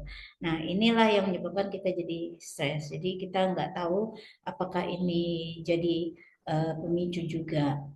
Lalu yang berikutnya tidak tahu proses. Nah, beberapa mahasiswa memang ataupun kita ya, memang kita perlu dapatkan informasi dulu yang banyak terkait proposal, terkait prosedur, terkait timing. Nah, karena ini tadi time management ya, time-nya gitu. Jadi apa yang harus disiapkan, misalnya undangan, menghubungi dosen. Nah, jadi nggak panik gitu. Ya, jadi kita list apa yang harus kita persiapkan. Misalnya menghubungi dosen, undangan, mengantar undangan atau mengantar bahan skripsi. Nah, seperti itu. Jadi ini sehingga mengurangi kecemasan atau kepanikan karena kita dari sekian banyak tugas kita udah uraikan satu persatu. Baru tidak percaya diri juga itu dari pengalaman akademik sebelumnya yang buruk. Nah, jadi mungkin agak jarang terjadi di tempat kita mungkin di universitas ya. Itu ujian proposal yang gagal itu juga jarang ya. Nah, kalau mungkin di beberapa tempat, tapi kalau di tempat kita berharap bahwa ini nggak menjadi traumatik bagi yang lainnya. Oke, slide keempat, silakan Mbak. Nah, slide keempat, bagaimana mengubah takut jadi kekuatan. Yang pertama, growth mindset. Jadi kita meyakini bahwa kemampuan kita itu bisa berkembang. Mahasiswa yang berpikir ini sehingga melihat ujian itu menjadi latihan. Contohnya begini, kalau mahasiswa itu punya wawasan lebih, terkadang dia punya percaya diri, walaupun kadang ya apa yang dia sampaikan itu mungkin agak mengambang atau lari, tapi kita sebagai penguji misalnya atau dosen misalnya kita membiarkan itu sehingga itu justru jadi membuat lebih mengalir pemikirannya dan dia balik lagi ke fokus kepada apa yang mau dia sampaikan. Nah, yang kedua self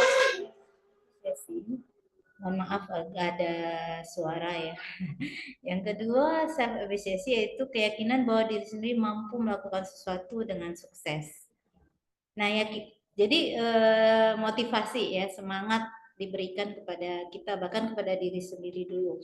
Misalkan saya mau presentasi hari ini, maka saya harus yakin bahwa saya bisa melewati ini semua dengan baik. Nah itu adalah keyakinan yang harus kita bangun sehingga kita bisa mengubah takut kita itu menjadi kekuatan kita. Yang ketiga, positive reframing. Jadi ini adalah persepsi negatif menjadi positif. Ya, itu tadi bisikan ataupun pikiran-pikiran yang nanti takut salah. Aduh, gimana kalau nanti keinginannya berbeda dengan apa yang saya harapkan. Nah, seperti itu. Seperti ini tadi, saya tahu bahwa Ibu Dokter Titi, Ibu Dokter ini itu adalah seorang pendidik sejati. Saya lihat dari gelarnya. Nah, saya sebenarnya saya sih merasa minder juga karena udah beda bidang ya. Tapi saya lebih di sini saya mungkin lebih sharingnya aja, sharing pengalaman. Karena kalau secara ilmuwan pendidikan, Ibu Dokter Titi dan Ibu Dokter ini itu jauh lebih expert ya karena dari basic ilmu pendidikannya. Sedangkan saya basic ilmu adalah ilmu agribisnis pertanian. Tapi saya ambil bahwa ini sebagai pengalaman dari beberapa kali saya ikut seminar proposal di setiap kegiatan. Nah, itu ada tahapan proposal. Nah, ini juga melatih diri saya untuk jadi lebih berani. Jadi yang tadinya saya pikir, nanti ini saya baca dokter ini, dokter Titi, aduh gimana ini ya. Tapi saya beranikan diri sehingga saya tadi sengaja betul-betul fokus mendengarkan dokter Titi, dokter ini. Nah, itulah yang saya berikan sharing ini kepada mahasiswa, fokus dulu, jangan takut salah, saya bilang gitu. Jadi kita bisa berpikir, kita bisa menjawab semampunya kita. Nah, itu nanti akan jadi mengembang seiring dengan wawasan kita. Oke, slide berikutnya, Mbak. Nah, strategi anti panik dengan manajemen waktu. Nah, ini tadi sudah banyak disampaikan juga oleh dua pembicara sebelumnya ya, terutama yang Podomoro tadi. Jadi sekedar mengulang kembali, prioritaskan tugas penting. Nah, jadi saya terkadang suka itu kalau suka mencoret-coret di buku ya. Kalau tadi dibilang Ibu narasumber, jurnal ya, memang kita harus punya jurnal ya. Jadi rekan-rekan yang hadir di sini mendengarkan webinar biasakan punya jurnal, mencatat apapun itu. Jadi nanti dari sana kita tahu mana yang prioritas, mana yang bisa ditunda, mana yang bisa kemudian dilakukan. Nah, itu kita biasakan melihat prioritas. Lalu teknik Podomoro. Nah, teknik Podomoro ini itu tadi fokus dulu, baru nanti istirahat. Nah, karena kan kita ada relaksasi itu justru akan meningkatkan ke level konsentrasi berikutnya. Ketika kita istirahat, maka level konsentrasi meningkat lagi. Jadi enggak dengan 25 menit ya fokus, 5 menit istirahat itu kita bisa mengurangi rasa panik seperti itu. Nah, lalu timeline. Nah, ini tadi juga. Jadi prepare tadi apa? Bukan sekedar prepare dari diri, tapi juga prepare dalam menyiapkan bahan proposal. Nah, menyiapkan bahan proposal ini kan dimanapun sudah kita pasti bisa belajar ya, rekan-rekan yang ada di sini, apalagi sekarang teknologi sudah demikian canggih. Kita hanya memberikan prompt saja, itu AI sudah bisa memberikan banyak-banyak kemudahan buat kita. Ya, contohnya kita berikan beberapa prompt, misalnya latar belakang, metodologi, simulasi, bahkan untuk parafrase aja AI itu sudah bisa melakukannya. Jadi ini juga dengan ini kita jadinya lebih tahu persiapan kita udah sejauh mana, dan bandingkan juga dengan persiapan teman. Jadi itu justru membuat standar diri kita udah di batas mana dibandingkan yang sudah melakukannya. Nah, ini membuat kita justru menjadi percaya diri seperti itu. Yang berikutnya evaluasi progres. Jadi kalau tadi jurnal adalah prioritas kegiatan, maka evaluasi progres ini kita menceklis saja. Bagaimana ini udah seberapa persen kita kerjakan, kita evaluasi. Sehingga tadi yang tadinya begitu banyak deadline, begitu banyak proses, prosedur, nah itu bisa diurai satu persatu, kita evaluasi, ya. Karena tahu sekarang itu prosedur pihak kampus atau prosedur dimanapun kita bekerja itu pasti ada langkah-langkahnya yang harus kita ikuti, nggak bisa tiba-tiba mau proposal ya udah tiba-tiba langsung jadi, nggak gitu ya, tapi tetap ada prosedur administrasi dan semuanya. Nah itu harus kita checklist, harus kita evaluasi. Kalau memang kurang berkas misalnya, oh berkas kamu turun, nah itu harus diperbaiki. Nah inilah yang bisa mengurangi kepanikan. Kalau menurut saya ya, ini yang bisa mengurangi kepanikan untuk para kita mahasiswa atau para dosen ataupun bidang apapun pekerjaan, untuk dalam hal global, bahwa panik itu juga bisa jadi kekuatan. Oke, slide nomor 6, silakan Mbak. Nah, teknik persiapan efektif. Jadi persiapannya yang pertama kita harus tahu struktur proposal. Jadi proposal kita itu strukturnya apa, isinya bagaimana, bahkan kita harus tahu detail-detail yang harus menjadi substansi yang ingin kita sampaikan. Nah, terkadang ya kita juga melihat ya Ibu narasumber yang sudah punya banyak pengalaman. Terkadang ketika kita bertanya, itu di bagian mana kamu tulis? Nah, kadang-kadang kan mahasiswa bolak-balik nggak tahu dia. Nah, padahal kalau kita aja ada, ini kamu nulis di sini nih, nah gitu. Jadi lebih tahu kitanya itu dosen daripada mahasiswanya terkadang. Ya mungkin karena dia panik juga ya. Jadi kadang-kadang dia merasa lupa di mana ya, di mana. Nah, jadi nggak dikuasainya. Jadi yang pertama memang harus kuasai itu struktur proposal yang kita buat. Ya mungkin ya makanya proposal itu ya jangan terlalu tebal juga. Kalau untuk tingkat S1 mungkin sekitar 30, 40 halaman, 50 halaman itu rasanya udah cukup tebal. Karena untuk menguasainya itu pasti jauh lebih sulit. Yang kedua, latihan presentasi. Nah, ya justru kayak gini nih juga menjadi latihan-latihan kembali untuk presentasi dengan teman atau dengan mentor. Justru sekarang udah ada kurikulum yang seperti kurikulum Merdeka sekarang ataupun pembelajaran ya, CPL, teknik pembelajaran itu ada yang namanya presentasi. Nah, hampir setiap mata kuliah itu ada presentasi. Jadi ini udah menjadi kebiasaan bagi mahasiswa untuk memberikan presentasi. Nah, saya pikir kalau presentasi mereka jago-jago. Apalagi anak-anak aktivis kampus itu pasti jago-jagonya. Nah, yang ketiga simulasi pertanyaan dosen. Nah, ini juga bisa kita pelajari. Jadi kadang-kadang kita kalau mau menggunakan teknologi di AI itu juga bisa AI berikan simulasi pertanyaan dosen kalau ini judulnya misalnya. Nah, itu keluar tuh pertanyaan dosen. Nah, udah kita simulasi. Berarti dosen pun nanti akan bertanya seperti itu. Jadi ini jauh lebih mudah.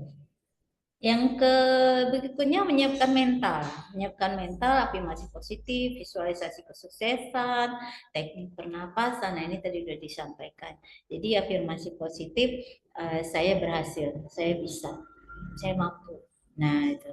Lalu itu tadi kita sudah menyiapkan rencana kalau nanti ini selesai saya mau kasih reward untuk diri saya. Tadi sudah disampaikan Ibu narasumber sebelumnya ya, menghargai atau memberikan reward kepada diri sendiri. Jadi itu bentuk harapan ya, bentuk harapan bahwa kita harus sukses. Dan teknik pernapasan. Jadi ini perlu juga ya.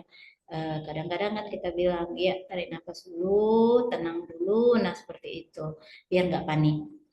Oke, selanjutnya Mbak, saya setuju. Nah, saat hari ujian tiba, jadi yang pertama ya pasti fisik ya, fisik. Kalau fisiknya kuat, sehat, nah itu biasanya mentalnya pun juga jauh lebih sehat. Sehingga kita perlu mempersiapkan dengan tidur cukup. Ya, janganlah tidur yang terlalu larut dan harus mempersiapkan bahan yang lebih dan sehingga tidur menjadi terganggu, nanti jadi alasan kamu sehat nggak? Kamu sehat nggak? Enggak Bu, saya kurang tidur tadi malam Bu. Nah itu jadi alasan. Jadi ini juga buat mereka panik dan keringatan dan tidak nyaman kita lihatnya. Jadi jauh lebih bagus kalau mereka juga atau kita juga siap dengan fisik yang kuat. Lalu datang lebih awal. Nah, kita sudah punya perencanaan terutama misalnya ini ya rekan-rekan yang hadir di sini yang di webinar ini, misalnya lokasi kita akan presentasi dengan jarak rumah kita itu jauh misalnya. Jadi kita timingkan aja berapa yang kita butuhkan waktu untuk tiba di lokasi, berapa yang kita butuhkan waktu untuk membuat persiapan, fasilitas dan sebagainya.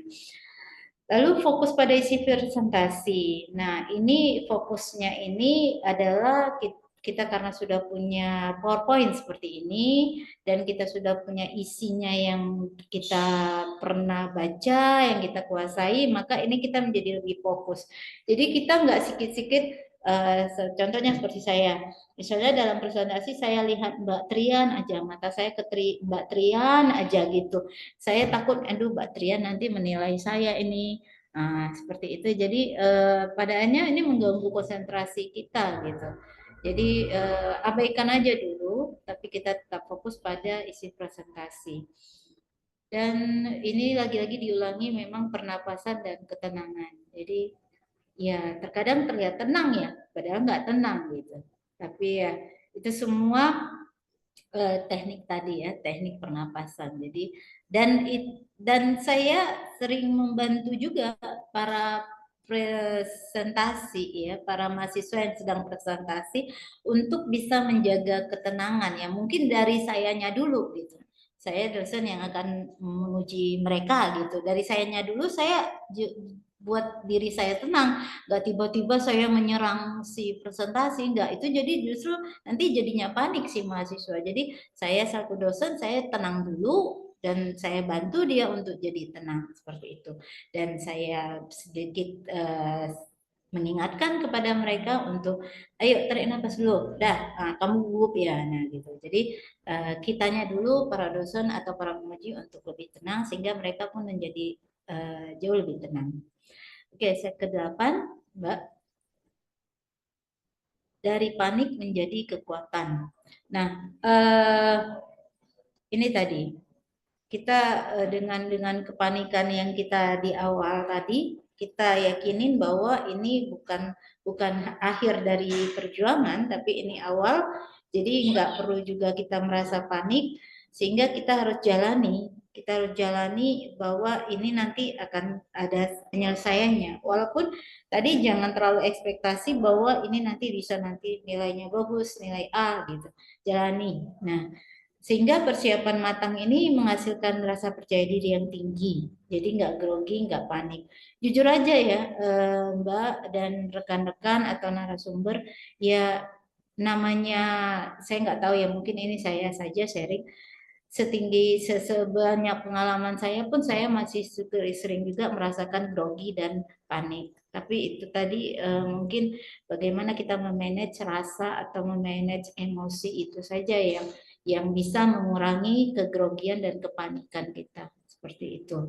Nah, dengan kita siap maka itu akan membuat kita lebih percaya diri. Itu prinsip utama saya pikir. Yang ketiga ya, siapkan segala sesuatunya, dipersiapkan. Jadi mungkin sharing waktu kalau presentasi itu mungkin saya adalah orang yang paling penuh mejanya. Jadi karena saya merasa nanti takutnya ini kurang nah gitu. Nah, saya pernah sharing ya, saya pernah presentasi itu untuk persiapan pemilihan tenaga ahli. Jadi saya melihat beberapa seleksi yang hadir di situ, justru di meja saya yang banyak kertas-kertas. Ya mungkin saya merasa dengan itu saya lebih prepare gitu daripada meja saya kosong. Nah, jadi itu teknik aja. Jadi orang-orang akan berbeda untuk prepare-nya bagaimana. Mungkin mereka lebih prepare dengan di depan laptopnya atau lebih prepare di depan gadgetnya. Tapi kalau saya justru harus ada pena, harus ada kertas, dan itu membuat saya percaya diri. Oke, mungkin ini bisa ditiru, tapi tidak selalu harus ini menjadi standar. Nah, Lalu ini juga menjadi harapan karena loncatan buat kita, awal dari kita untuk bisa berkontribusi. Jadi disinilah kita membuktikan bahwa kita ini orang akademis, ilmiah atau bukan, dari komunikasi, dari cara penyampaian dan sebagainya. Oke, slide terakhir Mbak. Nah, jadi slide terakhir nanti ini bisa kita sharing-sharing aja ya. Jadi tanya jawab dan sebagainya. Dan saya pikir saya tutup rangkaian materi saya ini dengan mengucapkan terima kasih. Terima kasih kepada Mbak Trian yang sudah memfasilitasi dan juga terima kasih kepada Forum M Mira Persada ya. Nah, yang sudah memfasilitasi forum ini. Itu saja saya pikir, selanjutnya saya kembalikan kepada moderator. Wassalamualaikum warahmatullahi wabarakatuh.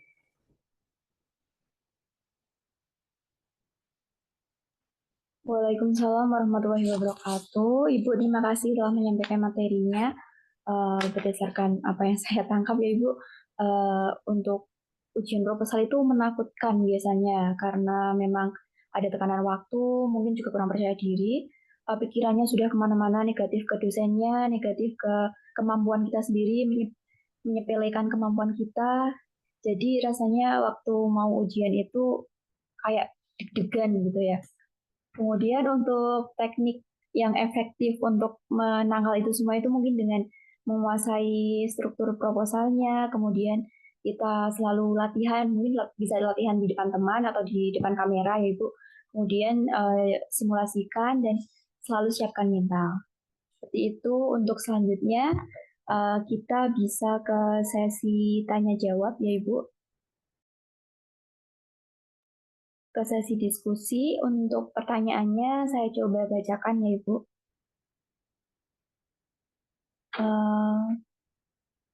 Untuk pertanyaan pertama, izin bertanya kepada Ibu Titi, mengapa penting untuk memahami strategi yang telah berhasil dan tidak berhasil dalam persiapan ujian proposal dan bagaimana proses evaluasi tersebut dapat meningkatkan peluang keberhasilan. Pertanyaan ini disampaikan untuk Ibu Titi. Mohon maaf, apakah Ibu Titi masih bergabung? Iya, masih Mbak. Ibu. Oke, terima kasih. Siapa tadi? Mas apa Mbak nih? Sabil, Bu. Kak Sabil ya. Iya. Kak Sabil, terima kasih atas pertanyaannya. Jadi kenapa harus mengapa terkait dengan penting untuk memahami strategi yang telah berhasil dan tidak berhasil dalam persiapan ujian proposal dan bagaimana proses evaluasi tersebut dapat meningkatkan peluang keberhasilan. Nah, ini memang di slide juga sudah disajikan bahwasannya kenapa hal itu menjadi penting. Jadi kalau dalam konteks persiapan ujian proposal itu kita penting meningkatkan efektivitas persiapan ya. Jadi mengurangi risiko kegagalan serta memperkuat kepercayaan diri. Nah, itu dengan pemahaman yang mendalam mengenai strategi yang terbukti berhasil, individu dapat mengalokasikan waktu dan energi secara efisien, meminimalkan kesalahan yang mungkin terulang, dan merasa lebih siap dalam menghadapi tantangan dengan kemampuan adaptasi yang lebih baik. Itu di chat sudah saya tuliskan. Nah, itu nanti bisa dilakukan dengan beberapa cara. Jadi kita strategi yang berhasil itu seperti apa sih ketika untuk menghadapi ujian proposal. Jadi terima umpan balik dengan terbuka ketika kita melakukan misalkan simulasi. Tadi dari pemaparan yang sebelumnya kita bisa dengarkan atau masukan dari siapapun yang misalkan dari penguji atau kalau kita simulasikan dengan teman ya, teman kita ada komentar apa itu bisa didengarkan, kemudian masukannya itu kita terima umpan balik dengan terbuka, kemudian evaluasi umpan baliknya, jadi analisis kritik dan saran untuk memahami aspek mana yang perlu disesuaikan. Nah, kita cermati apa nih kira-kira yang memang harus diperbaiki Kemudian rencanakan penyesuaian, tentukan langkah konkret untuk memperbaiki pendekatan, misalnya teknik presentasinya atau isi proposalnya yang kira-kira ini sesuai atau tidak gitu, atau cara menjawab pertanyaannya yang tadi seperti dipaparkan oleh Bu Dokter Mastika ya, bahwa cara menjawab pertanyaan itu bisa disimulasikan di AI gitu. Kemudian salah satunya itu caranya. Kemudian implementasikan perubahan, terapkan penyesuaian dalam persiapan dan latihan ujian proposal. Nah, terakhir itu kesiapan yang lebih baik. Jadi dengan adaptasi yang tepat, kesiapan dalam menghadapi ujian proposal menjadi lebih baik. Nah, itu tadi kan dipaparkan juga ketika akan melaksanakan ujian, misalkan tidur yang cukup, tadi kan seperti itu ya dipaparkan. Kemudian datang lebih awal, jadi prepare hal-hal yang meminimalisir kesalahan kita itu kita lakukan gitu. Kemudian manfaatnya itu bisa menjadi strategi persiapan yang optimal, kemudian pengembangan keterampilan dan pengelolaan stres yang lebih baik. Jadi dengan persiapan yang lebih baik itu salah satu strategi yang berhasil yang bisa kita terapkan ketika menghadapi ujian proposal. Demikian Kak, mungkin dari narsum yang lain akan Baik, menambahkan. Ibu, terima kasih atas penjelasannya, sudah sangat jelas Ibu. Namun sebelum lanjut ke pertanyaan berikutnya, saya izin sedikit share tentang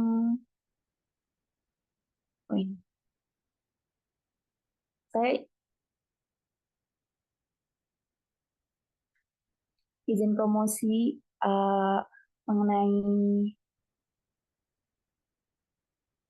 workshop untuk acara tanggal 30 sampai 31 Mei besok ya Ibu, tentang latihan seminar proposal dan seminar hasil. Itu untuk pendaftarannya nanti dibuka tanggal 11 sampai 28 Mei 2025. Namun apabila mendaftar pada hari ini itu nanti ada diskon untuk biaya pendaftaran sendiri 250, namun apabila mendaftar di hari ini itu seharga 200.000 Ibu. Untuk linknya sudah ada di bawah, nanti rekan-rekan yang akan mendaftar silahkan screenshot flyer ini atau nanti bisa saya kirimkan ke grup webinar. Terima kasih.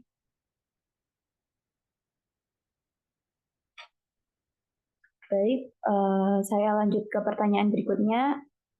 Selamat siang, perkenalkan saya Feby. Mohon izin bertanya kepada Dr. Mitra, bagaimana cara mengelola kepanikan dan mengubahnya menjadi kekuatan dalam menghadapi sidang akademik. Terima kasih. Apakah Dr. Mitra masih bergabung?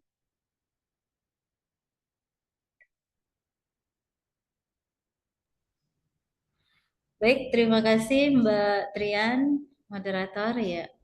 Tadi pertanyaannya, wah ini udah level berikutnya ya, pertanyaan menghadapi sidang ya. Padahal kita masih bicara proposal, dia udah bertanya, Mbak Feby ini bertanya sidang gitu ya. Nah, artinya dia sudah melewati proposal, sudah melewati seminar hasil gitu. Nah, sudah mengerti, udah paham situasinya yang dihadapi, sudah paham, dosen-dosennya sudah paham kan gitu. Bagaimana dosen itu kalau bertanya dan sudah paham. Nah, kalau panik itu 100%, mungkin kalau sidang justru menurut saya enggak lebih dari 100% kalau siap. Nah, itu kalau siap semuanya. Siap bahan, siap pikiran, siap materi, siap wawasan. Nah, itu justru sebenarnya enggak 100% lagi paniknya. Justru udah berkurang paniknya seperti itu. Jadi pengalaman saya ya, kalau pengalaman saya ya Mbak ya, saya udah beberapa kali juga kan, kalau dari sesi akademis ya udah 3 kali di sidang S1, sidang S2, sidang S3, udah 3 kali di sidang. Jadi memang itu intinya ya harus siap pertama siap bahan dulu, siap bahan. Udah siap bahan baru nanti kita pastinya belajar menguasai bahan. ya siap bahan, belajar menguasai bahan, dan tadi yang saya katakan nomor satu justru kuasai proposal, kuasai bahan sidang. Jadi kalau misalkan ini adalah skripsi, kuasai skripsinya sehingga kita nggak panik lagi gitu. Ya, dan latihan, sering berlatih di misalkan ya di acara-acara presentasi dengan teman atau kumpul aja dengan teman, walaupun nanti suasananya kan berbeda ya ketika kita berhadapan dengan dosen dengan berhadapan dengan teman-teman itu pasti berbeda. Tapi ya itu simulasi ya, kita harus menyiapkan segala pikiran kita bahwa kita sedang berhadapan dengan dosen gitu. Dan ini lagi, tadi saya katakan bahwa sudah melewati proposal, sudah melewati seminar hasil, artinya kita sudah tahu persis situasi yang akan kita hadapi. Jadi saya pikir nggak perlu panik-panik juga ya Mbak Febi. Walaupun itu yang membuat panik itu justru karena ini kesempatan terakhir loh, nah kan justru itu yang membuat panik. Ini sidang loh kan gitu. Jadi panik ya Mbak ya, memang gitu. Karena kita merasa ini sidang bukan proposal. Jadi kalau gagal 4 SKS loh, nah gitu. Mungkin yang buat jadi panik. Kalau 4 SKS gagal, waduh, atau B aja, nah jadi kan ekspektasi berarti harus A gitu. 4 SKS harus A loh. Nanti kalau B gimana? Nah, jadi panik lagi. Jadi kalau saya lebih ke memasrahkan diri. Nah, itu. Lebih ke memasrahkan diri gitu kan. Kita udah mempersiapkan segala satunya. Bahan udah, fisik udah, pikiran udah, wawasan udah semua. Ya berarti tinggal satu yang belum, pasrah. Jadi pasrahkan diri. Gitu, seperti itu Mbak. Jadi dengan itu jauh lebih tenang, jauh lebih tenang. Tadi kunci tidak panik adalah tenang. Tapi ketika kita pasrah, maka kita tenang, seperti itu. Mungkin itu ya, Mbak yang bertanya, Mbak Febi dan Mbak moderator, saya kembalikan. Baik Ibu, terima kasih banyak atas penjelasannya. Selanjutnya saya langsung saja ke pertanyaan berikutnya dari Mas Krisna Bagas Purwo Pangestu. Izin bertanya kepada Bu Rini, bagaimana cara membagi tujuan besar menjadi langkah-langkah kecil agar lebih mudah dicapai? Baik Ibu Rini, apakah masih bergabung? Ya, Mbak Trian. Makasih Mbak Trian. Baik, Baik, terima kasih Mas Krisna pertanyaannya. Wah, ini tujuan besar apa nih, Mas? Oke, karena kita bisa tentang proposalnya bukan proposing nanti untuk melamar kekasih kan ya? Oke, tujuan besar ini pertanyaannya umum tapi akan saya coba tarik dan kaitkan dengan tema kita hari ini ya, proposal. Banyak cara sebetulnya ya Mas ya. Saya akan kasih contoh dulu beberapa. Yang pertama adalah kita sebagai mahasiswa nih.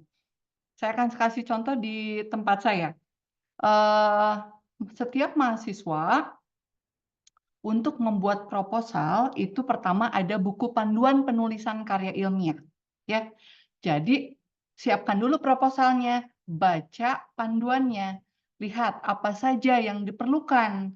Tadi sudah dibahas oleh Bu Dr. Titi, Bu Dr. Mitra ya, bahwa di dalam proposal tuh isinya ada apa aja. Misalkan latar belakang. Oh, di latar belakang tuh ada apa aja, apa yang diminta ya. Itu. Kemudian pelajari juga contoh-contoh, wajib baca ya. Mau nggak mau memang harus baca. Baca dulu, coba skripsi yang teman-teman kayak apa. Atau misalkan ada temen nih, kebetulan baik kakak kelas ataupun seangkatan yang dia sudah mau melakukan seminar proposal.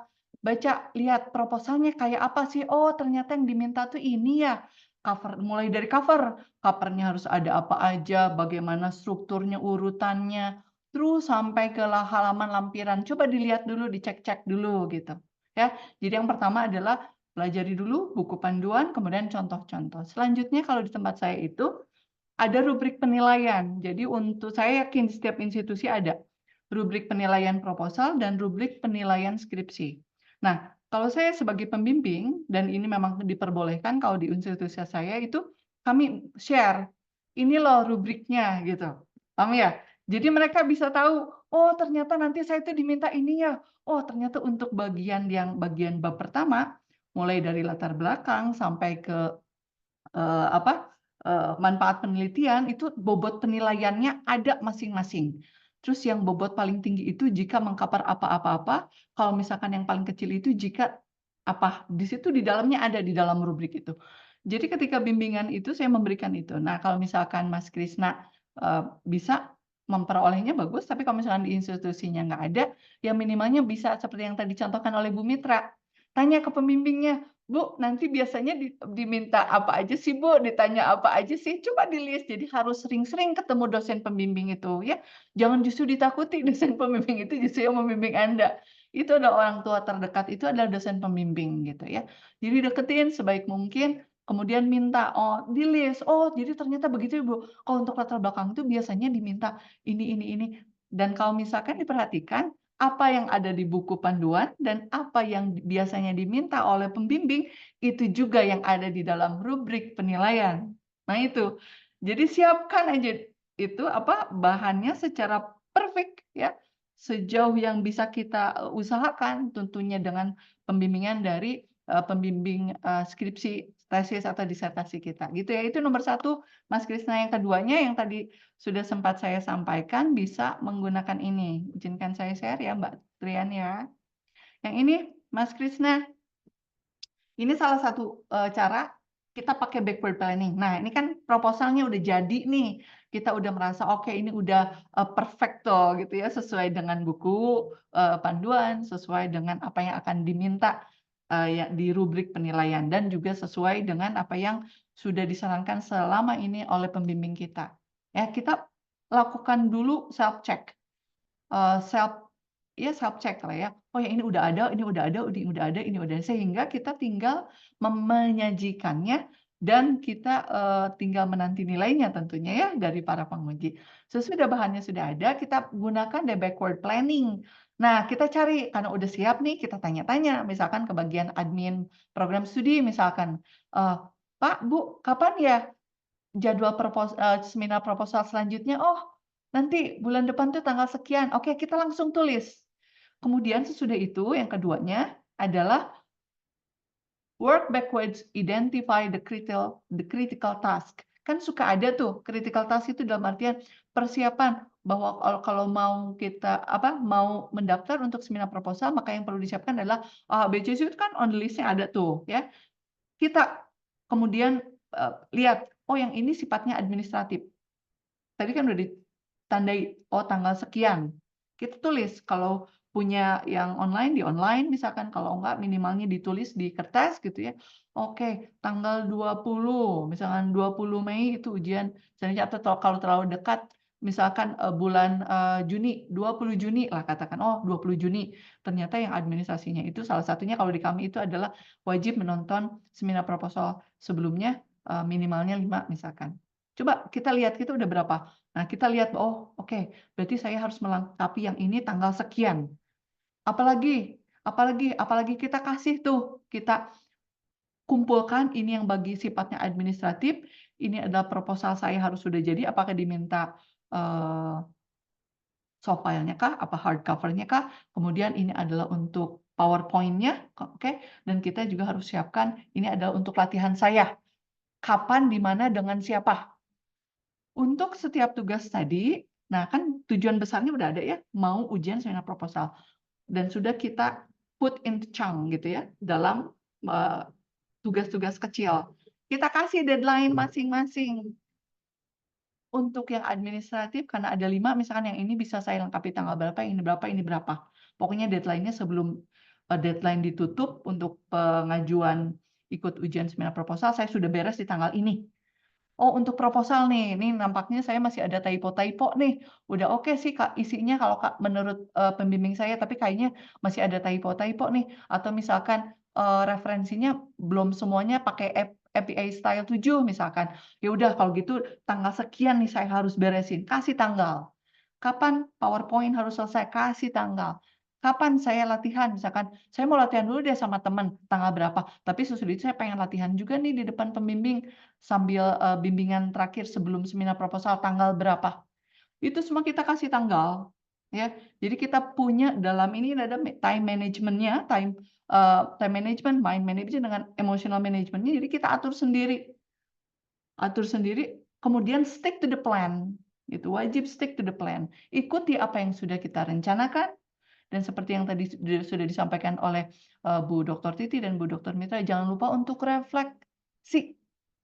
Refleksi, apa yang sudah saya lakukan ya? Nah, kalau misalkan udah planning, oh ternyata yang ininya masih perlu diperbaiki, oh yang ini oke, ini sudah, oh presentasinya ternyata tadi kata teman-teman saya sudah pede, berarti nanti tinggal banyak berdoa, biar pas waktunya kita pede juga gitu. Nah itu ya, jadi dari yang besar ke yang kecil, itu bisa dilakukan salah satunya dengan cara yang tadi. Begitu ya Mas Krisna?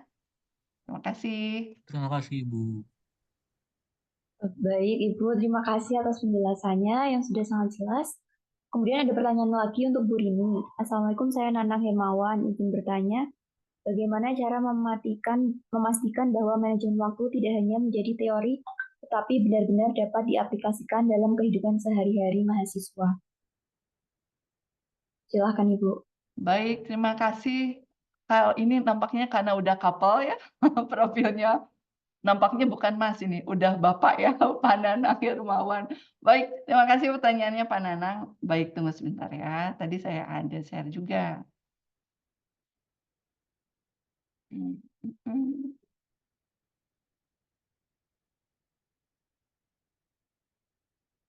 Oke, saya jawab langsung. Cara untuk memastikan bahwa manajemen waktu itu ya tidak hanya teori aja, ya mau nggak mau harus dipraktekkan, Pak. Ya, nggak ada cara lain, ya. Sama seperti tadi ketika, yang dibahas juga oleh Bu Mitra ya, sekaitan dengan Podomoro misalkan, itu kan salah satu teknik yang bisa digunakan, 25+5 gitu ya. Itu akan jadi teori terus kalau misalnya kita, "Oh iya ya, well I know it ya, saya sudah tahu, saya sudah dengar banyak, oh Podomoro kayaknya udah sering lewat bahkan gitu ya di beranda sosial media kita," gitu. Permasalahannya adalah, apakah kita put it into action? Kita menerapkannya enggak? Kalau selama kita tidak menerapkan, sampai kapan juga itu ya cuman jadi teori gitu, ya. Jadi harus dicoba sedikit demi sedikit dan seperti yang sudah saya sampaikan tadi, saya pribadi jujur ya, saya yakin sama dengan Bu Dr. Titi, Bu Dr. Mita, kita sebagai ibu-ibu ya, dari bahkan sebelum pagi matahari bersinar, kita mau tidur aja kita tuh di kepala kita udah planning. Oh besok yang pertama harus kita lakukan adalah apa, itu yang kita lakukan ya. Dan qadarullah kita sebagai perempuan juga kita sudah dibuat seperti itu sejak misalnya punya anak pertama ya Ibu, ya. Itu kan sudah dibentuk sedemikian rupa kita itu time management sehingga antara anak, pekerjaan, keluarga bisa semuanya lancar gitu. Jadi memang, teori itu tidak akan pernah terlaksana dan hanya akan tinggal terus sebagai teori jika kita tidak menerapkannya. Kita awali dulu sedikit demi sedikit, misalkan, "Oke, hari ini saya mau cobain deh, coba 25+5 kita, atau saya kuat berapa jam ya?" Misalkan. "Oh, ternyata lumayan nih 1 kali." Nah, udah gitu nanti cobain lagi sesudah itu. Kalau misalkan Bapak misalkan punya spare, time atau, karena kalau ngajar dan lain-lain itu ada waktunya sendiri, misalkan ada spare time after lunch dari jam 1 sampai jam 3 sebelum jam 3:30 pulang misalkan 2 jam, kita cobain deh, coba 2 jam sebelum sholat asar, 25 menit, tambah 5 menit istirahat, ya. Tadi banyak hal yang bisa dilakukan seperti yang disampaikan oleh Ibu Mitra. Sesudah itu 25 menit fokus lagi, 5 menit istirahat lagi gitu, Pak. 25 itu lumayan, Pak, 2 jam itu artinya Bapak sudah 4 kali 25 menit. Dan itu ketika saya terapkan ternyata alhamdulillah jauh lebih produktif daripada, lama dan kemudian kelelahan dan akhirnya malas balik lagi ke laptop gitu. Nah itu mungkin ya Pak Nanang, terima kasih atas pertanyaannya. Terima kasih Mbak Trian. Terima kasih, Ibu. Baik, Ibu. Terima kasih atas penjelasannya. Apakah ada pertanyaan lagi? Oh, mohon maaf untuk sesi tanya jawab sudah cukup karena waktunya sudah habis. Selanjutnya adalah sesi foto bersama. Teman-teman yang belum on cam, silakan on cam terlebih dahulu. Mohon maaf Ibu untuk daftar hadirnya nanti saya kirimkan di grup saja karena ada suatu kendala. Selanjutnya saya screenshot dulu ya Bu. 1, 2, 3. 1, 2, 3.